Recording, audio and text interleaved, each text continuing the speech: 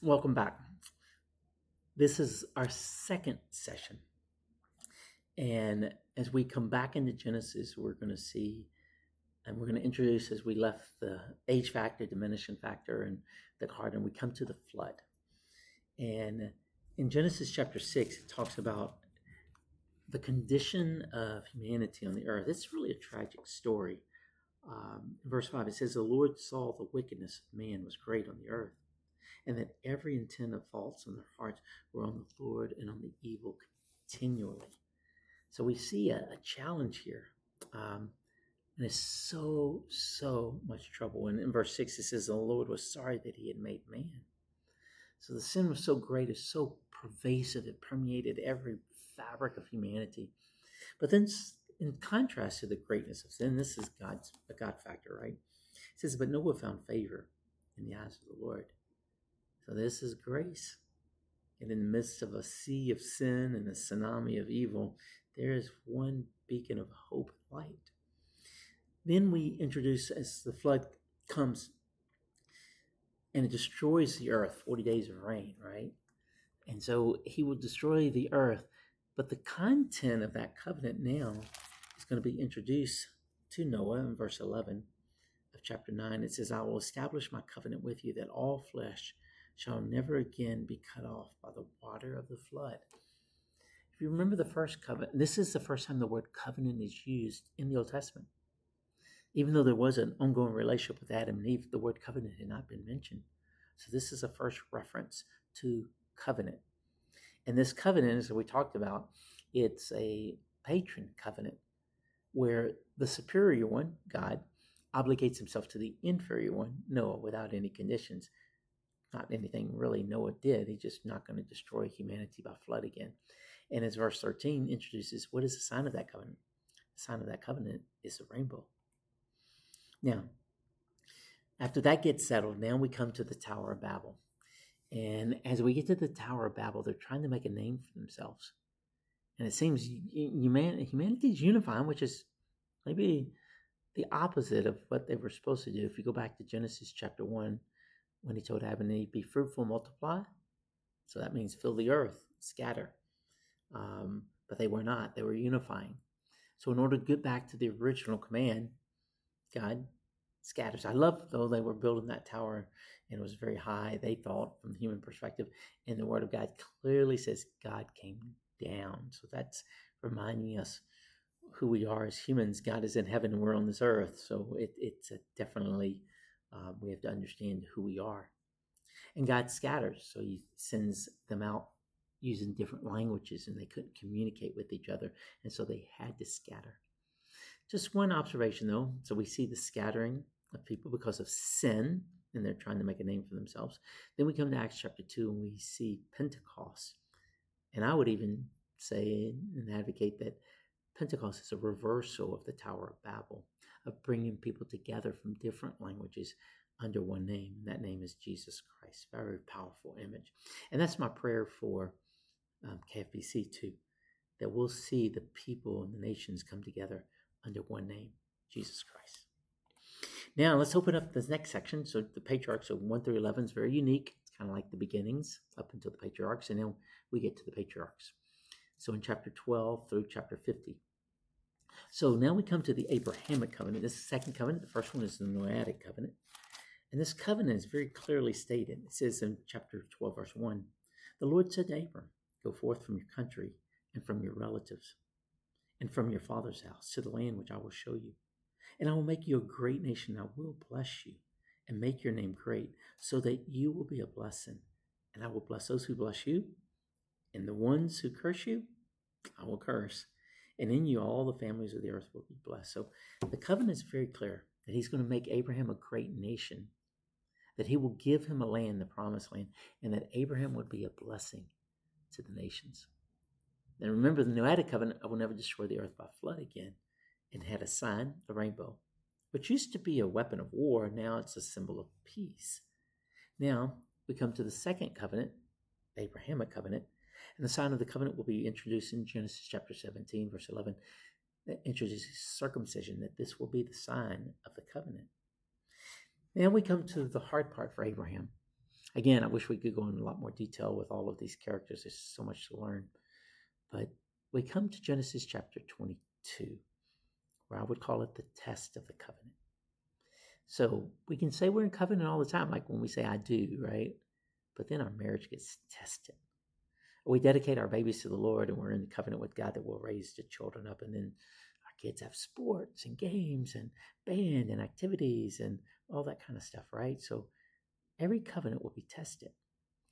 So in that particular, now remember where Abraham came from. He's 75 years old when he gets the covenant announcement. It's not until he's 100 years old before Isaac's born. So in those 25 years, there were some ups and downs. He didn't do so well. He had plan A. He had actually a servant by the name of Eleazar. He said, God, is this the guy that he's in my household? Does he count? He said, no. Then Sarah and Abraham came up with plan B or C, I guess, and that would eventually lead to the birth of Ishmael. And again, it wasn't God's plan. But when he gets to be 100, then God sends Isaac. Now imagine you've been waiting for this covenant promise for 25 years. You're part of God's plan. In Genesis 15:6, it says Abraham believed and was reckoned to him as righteousness, that he actually was counted as righteous or in right relationship with God because of his faith. So then we come to 100. He has finally the fruition of the promise is fulfilled, right? A baby, Isaac, the child of promise. Well, I don't know how old he was. Some people think he's 10 or 12 or whatever, but he says in Genesis 22, Abraham, go sacrifice your son. Now, at that time, child sacrifice was there. So it was part of pagan practices in order to appease God or gain favor from their gods that they worship. So it wasn't unfamiliar, but again, this was tough, right?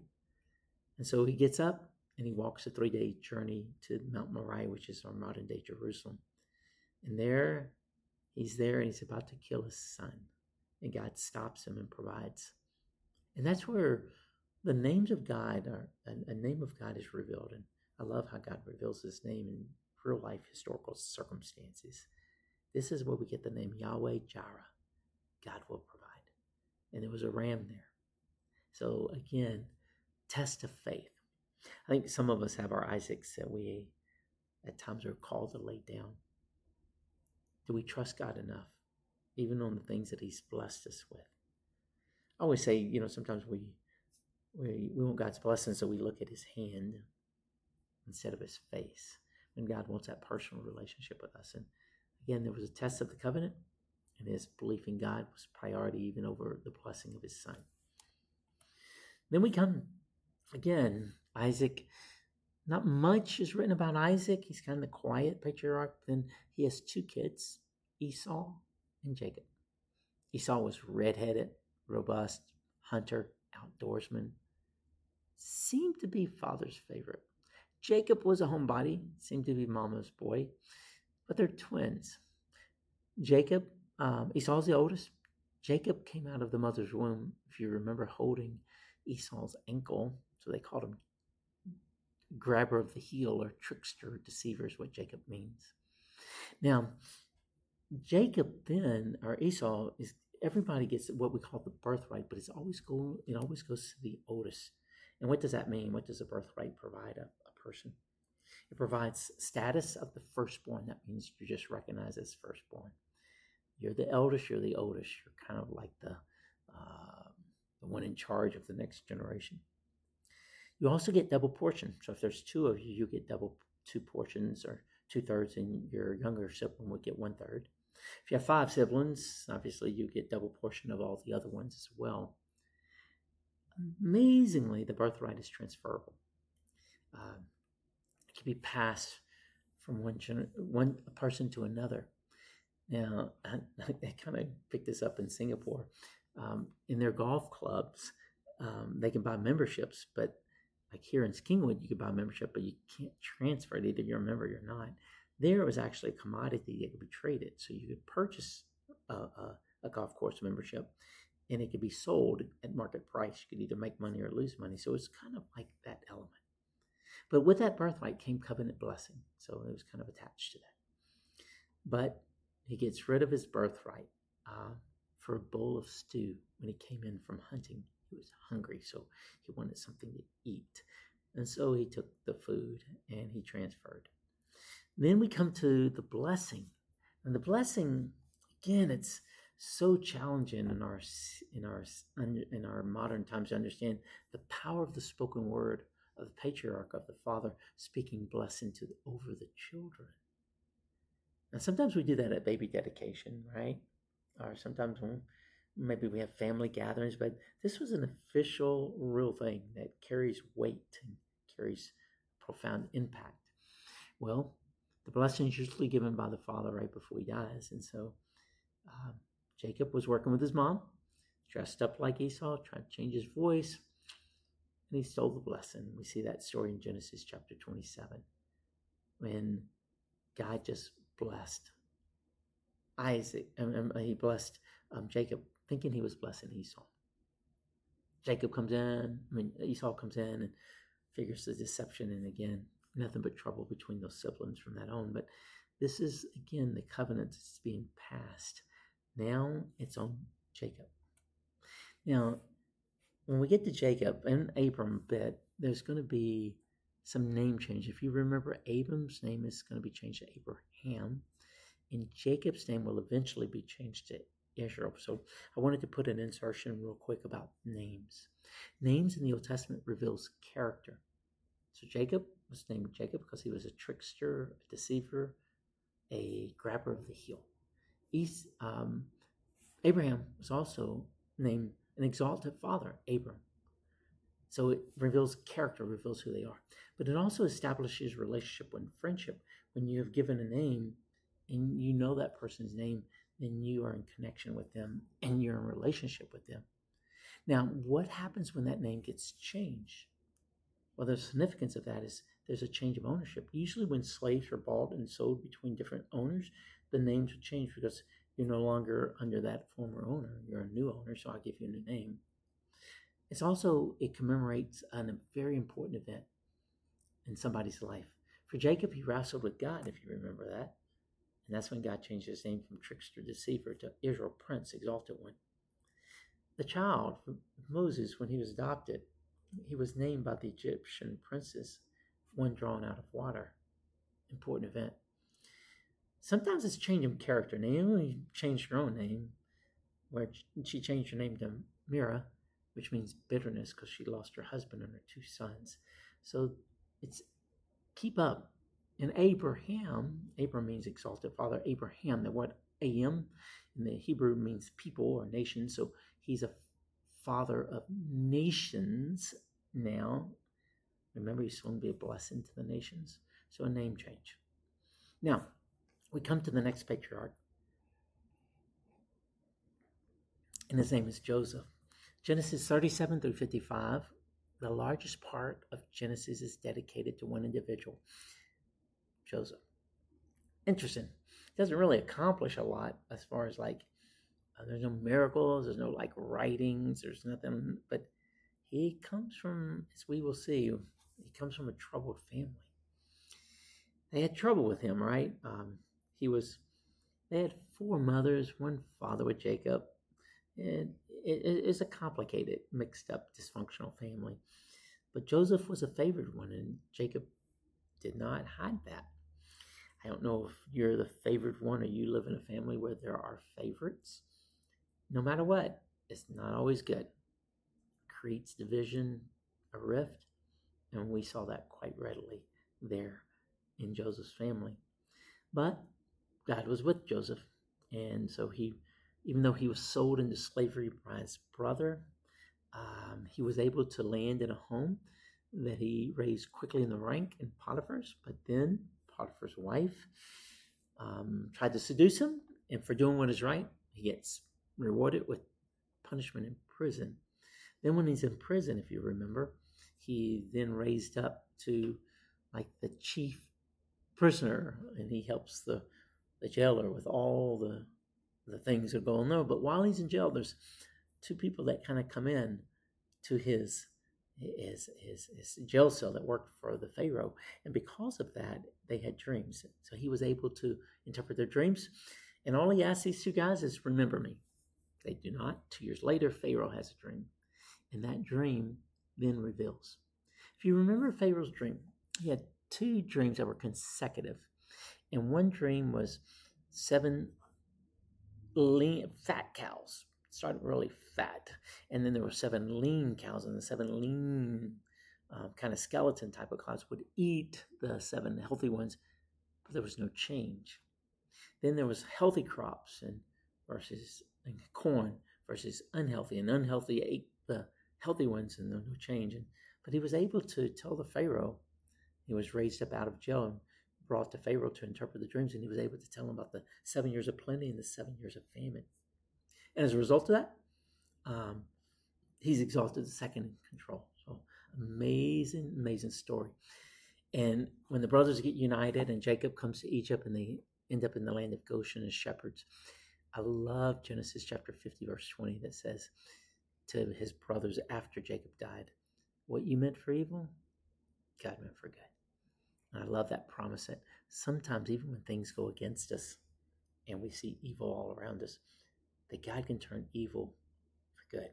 The New Testament version is Romans 8:28, right? When it says that for God causes all things to work together for good to those who love him, and to those who are called according to his purpose. So we get to see that the sovereignty of God moves and makes possible something that looks horrible and terrible. And I love Joseph's story. Another side bit about Joseph, a lot of times we pray for men and women in the marketplace as they represent as their salt and light. And it always says this about Joseph: God was with him. But he doesn't announce that God is with him. Potiphar sees that God is with him. The jailer sees God is with him. Pharaoh sees God is with him. In the New Testament, in Acts chapter 7, when Stephen gives his sermon, it says the story of Joseph, that God was with him. I don't know, when people say God is with me and they announce it themselves, I mean, definitely could be true, but when other people notice that God is with you, profound impact. That's been my prayer for those in the marketplace, that people would see God as with you. That there's something different, something unique, something that stands out, that's distinct. You know, in the New Testament, Matthew 5, it tells us as Christians to be salt and be light. I always say salt and light is who we're supposed to be, right? But have you noticed that salt and light makes no noise? You can't hear light, but it makes a profound impact. Salt, the last time I put on my watermelon, didn't make any noise. But now, salt preserves, it savors it. Yeah, so I love that about Joseph. Maybe for those in the marketplace, in the workplace, or maybe in some hostile territories, just know that God is with you and that people can see it and it makes a difference. Now we close Genesis and we're going to open up to Exodus now. Now, in the Hebrew Bible, what we call the Masoretic text, the titles are just the first sentence of the book, and these are the names. But then in the Septuagint, the Greek translation of the Old Testament, we get these other titles like Genesis and Exodus. So Exodus obviously is a key event in all of Israel's history. If you had to compare, like, what is a key event in Israel's history, what is a key event in Christianity, we would compare that with our Christ's resurrection. So it's everything centers and rotates and revolves around our resurrection of Christ as Christians. For the Jews, Exodus was that type of event, that kind of profound impact. And they repeated it every year with the Passover, so they constantly reminded themselves, and it became a part of them. Again, where we saw the key theological truth in Genesis with the word election, with Exodus, we're looking at the key theological truth of being redemption, where God redeems, and we'll walk through that a bit more in detail. So one of the challenges with Exodus, especially with historians, is the date of Exodus. And one of my goals in this class is that we would really begin to learn how to constructively criticize, not in a negative way. I know that we think of critics as always being negative, but know that you could examine the text yourself. You can answer these hard questions. Kind of like the church at Berea, right? in Acts chapter 17 when they examine what Paul said. So we need to have that type of mind to study the scriptures to show ourselves approved, right? So we need to make sure we at least are capable of answering some of the challenging questions of the Bible. One of them in Exodus is the date. So there are two proposed dates. One is called the early date, which is 1440 BC. How do we get that? Well, in 1 Kings chapter 6 and verse 1, the writer of Kings makes a reference to something. And I love how the Bible writers help us on our math sometimes. But in chapter 6, verse 1, it says, "And it came about in the 480th year after the sons of Israel came out of the land of Egypt in the 4th year of Solomon's reign." So there's going to be some tricky math. Remember, it's BC, so it kind of goes the other way.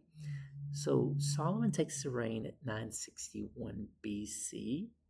4 years later, it is 957 BC. Remember, the numbers get smaller closer to the time of Christ, BC. But if you go back 480 years, now you're going to the time of the Exodus when it's 1437 BC. Again, right there. Also, it tells us that in Acts 13, that 450 years to conquer Canaan. We know that David's conquest, especially of Jerusalem, is 995 BC. If you go back 450 years, you get the date 1445 BC. 1445 BC, 1437. So it's, again, you have some challenging years of some solar calendar, lunar calendar, all of that stuff, right? But it's in that same ballpark. There's also a reference to the destruction of Jericho, approximately 1400 BC. If you go back 40 years of that, you would get 1440 BC. In Judges, chapter 11, verse 26, it talks about the Israelites being in the land for 300 years. So you kind of get that sense that they're in 1440 with Jericho, go back 300 years, especially as they make their way later into Judges, it would go back to the 15th century BC. And then these are the possible pharaohs that are listed on your screen: Moses and Amenephis. Now, the later date, this is their argument. There's these two, like outside of biblical sources, that these two pharaohs, Seti the first and Ramses, in the 13th century. Now, if you watch the Ten Commandments, obviously this is the date, right? Because Ramses was the pharaoh's name with Charlton Heston, right? But he was in actually the 13th century BC. One of the other arguments is archaeological argument that said that the treasured cities in Exodus 1:11 were built during these two pharaohs' times, and that's kind of a direct reference. Then they also make a note that the Egyptian court near the Israelites, where Ramses moved his capital, was near the Delta. And if you remember all the interactions between Pharaoh and Moses, occurring on the Delta, that these two, Ramses had moved his place of operation to the Delta. Again, all of these could be counted like treasure cities could have been built before, not recorded. Ramses or the Pharaoh could have come to visit in Goshen. They didn't have to set up court there. So there's all kinds of elements involved in that. And obviously a widespread destruction of Canaanite cities in 13 BC, again, could have started earlier. So there's all kinds of responses to each of these arguments. And we come to the outline. So Exodus has 40 chapters. The first 11 will deal with bondage. Second, section 12 to 18 will deal with deliverance. We call that the Exodus. Then the law is established, and this is where we get the 10 Commandments, and as that's beginning to be poured out. And then chapters 25 through 40 will give very clear instructions on the tabernacle, the temporary dwelling place of God, that he wants his people to know where he is and that he would dwell in their midst. And obviously we have the golden calf in there and all of that. So that will be in the second half. Now, if we open up Exodus chapter 1, we'll see that the Jews are experiencing persecution, that they are no longer Joseph-like characters that are second in command, that they have favor of Pharaoh. If you remember, if you read the life of Joseph, they seem to be doing okay, even though they're in a foreign land. But then it says there was a Pharaoh who did not know Joseph. But yet the Israelites, by God's blessing, begins to increase rapidly. So that's the first reason.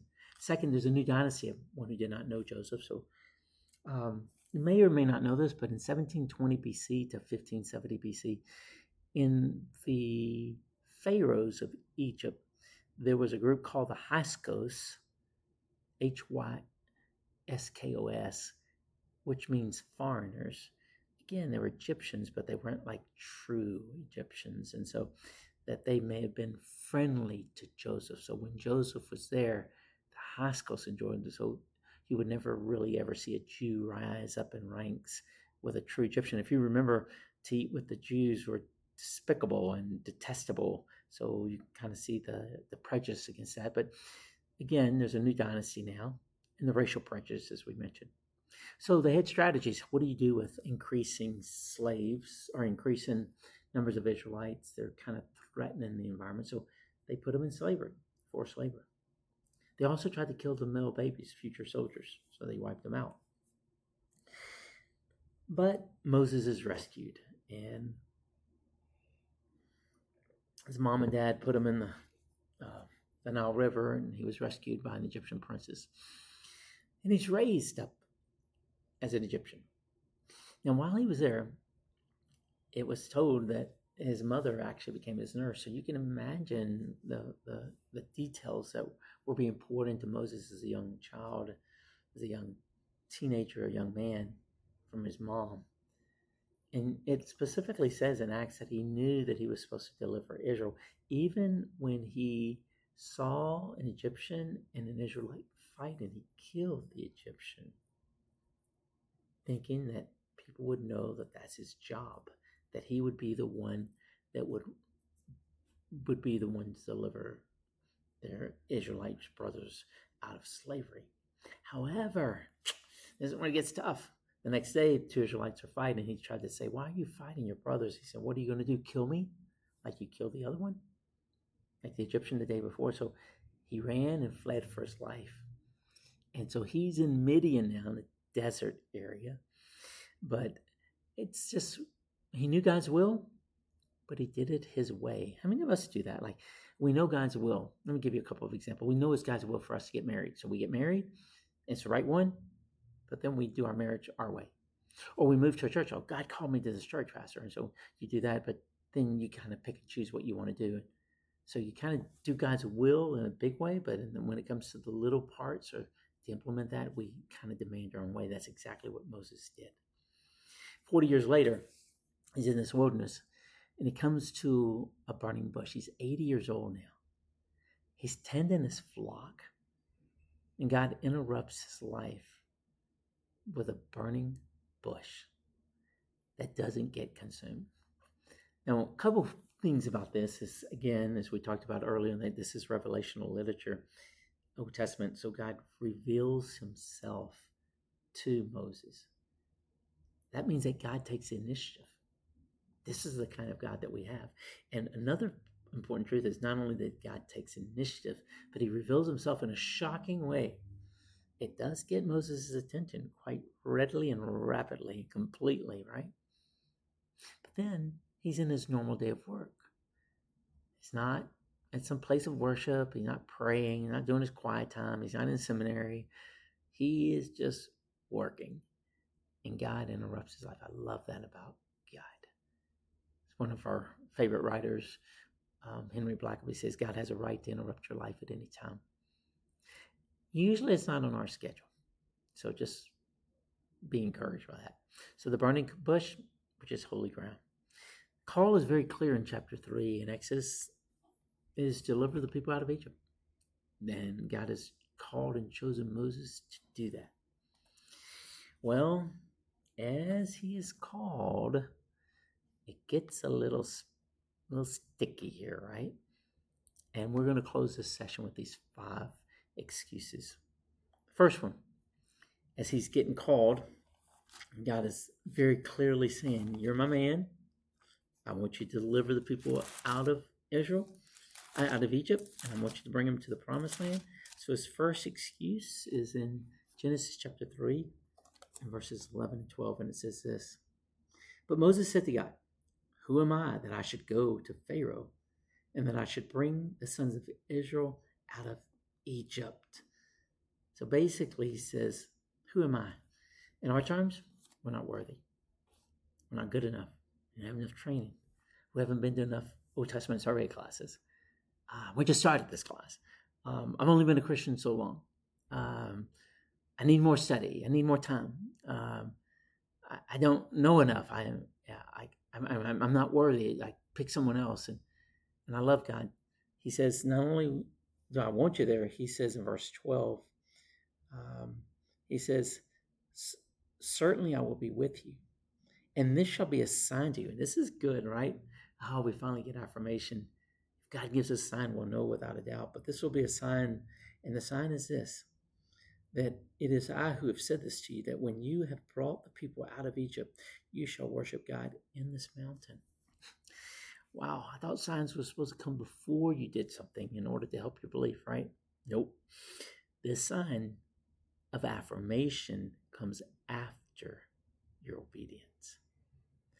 Now, I don't know if any of you have ever asked for a sign. Give me a sign, God. Immediately we think of Gideon, do we not? And some of us say, Pastor, I'm going to put out the fleece. Please don't tell me that. That's like the worst sign of faith, right? Because with Gideon, God had already told him everything he needed to know. And then Gideon says, I still need a sign. God had already been clearly revealing himself. They've spoken word, direct conversation. He still wants a sign. So whenever Gideon asks for the fleece in both directions, dry and wet, it is not a sign. It's not a faith element at all. It's not belief. It's unbelief. I had a friend, I won't forget, like he wants a sign. And he was dating this girl and he wanted to know if he was going to marry her. It's like, so you go through this stop sign. If it's red, God says no. If it's green, God says yes. I don't think you need to probably ask for that particular sign. But again, God says, I will give you a sign. What's the sign? That you'll worship on this mountain. When? After you obey. Second excuse, look in verse 13. Then Moses said to God, behold, I'm going to the sons of Israel, and I will say to them, the God of our fathers has sent me to you. Now they may say, what is his name? Basically, I don't know enough about you. Now, we're all kind of in that category. That's why we're in this class, right? But yet, God's response is he will reveal his name. And God says, I am who I am, which means whatever you need about God, God will reveal that to you as you obey God. And the name Yahweh is a very interesting name. It really means I am. It means that he was, he is, and always will be. And we get that in the New Testament. When Jesus says I am, in the Gospel of John, there's 7 I ams. I'm the way, the truth, and the life. I'm the light of the world. I'm the good shepherd. I'm the door. I'm the bread of life. So what God starts in the Old Testament in Exodus 3 with Moses, I am, Jesus completes it and makes it fuller in its explanation. I don't know enough about God. God will reveal. Third excuse in chapter 4, verse 1, it says, Moses says, what if they will not believe me? So now it shifts from I'm not worthy, I don't know. Now it's going to be, how about if the people don't respond well? And so God's response, as you'll see in Exodus 4, he'll give him 3 signs, 3 miracles. The first one is a rod. So Moses has a shepherd and his staff, right? And he'll throw it down, and now it's a snake, which is quite interesting. I hate snakes, by the way. So I met a couple on the Greenbelt. I don't want to ever see them again. But then he tells him to pick it up by the tail. I don't know much about snakes, but I know that's probably not so wise. But again, it's a serpent, and you're trusting God, not only that your rod became a serpent or your staff, and now you pick it up by the tail and becomes a rod again. Then he said, stick your hand in your coat or jacket or your garment and pull it back out, and it's leprosy. Put it back in, he heals it, and then he makes a projection of the sign that the Nile will be turned to blood. So those are the 3 signs. Again, people don't believe, they might need signs, and these are the 3 that God will use. The fourth excuse. I don't know how many times we say this one, right? Then Moses said to the Lord in verse 10 of chapter 4, please, Lord, I've never been eloquent, neither recently nor in time past, nor since you have spoken to your servant, for I am slow of speech and slow or heavy in tongue. What is God's response? Who made your mouth? God created it. He's calling you. He knows what you're made of. Now, I don't know about you, but I've always had challenges in speech. In fact, when I was a kid, my mom knew that I had speech issues, so they sent me to, ready for this, Sunnyside Speech School. Finally, they gave up on me, and they sent me back to the parents after multiple sessions, and they said, we can't do anything more with him. I can be like Moses. I'm not that eloquent. I'm heavy in tongue. But God's response is what? I'm the creator of your mouth. The fifth and the final excuse, this is just amazing, right? I don't know how long this conversation can go. When he says, please, Lord, now just send the messenger by whomever you will. Basically, send someone else. I'm not it. After 4 excuses, and God has answered every single one of them point by point and gave him everything he needed. What does Moses do? Send someone else. Well, he goes from can't go to won't go, right? So what does God say? I am sending Aaron. This is the final part of session 2 of Old Testament survey. So glad you were able to join us.